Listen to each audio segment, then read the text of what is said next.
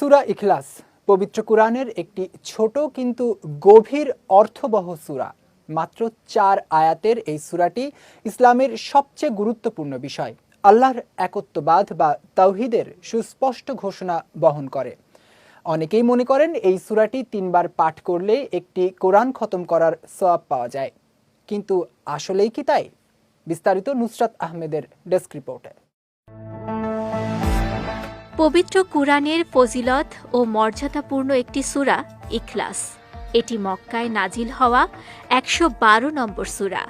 মুশরিকরা যখন রাসূলুল্লাহ সাল্লাল্লাহু আলাইহি ওয়াসাল্লামকে আল্লাহর পরিচয় জিজ্ঞাসা করেছিল, তখন এ সূরা নাজিল হয়। আল্লাহ তাআলা এ সূরার মাধ্যমে জানিয়ে দেন, তিনি কারো জন্মদাতা নন, তিনিও কারো দ্বারা জন্মগ্রহণ করেননি, তার কোনো আকার বা গঠন নেই।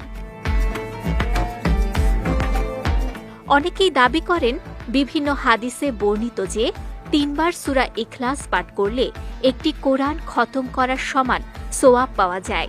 তবে এ বিষয় কি আসলেই সত্য? সূরা ইখলাসের মধ্যে শুধু আল্লাহ তাআলার সিফাতের বর্ণনা রয়েছে, তাই এটি কুরআনের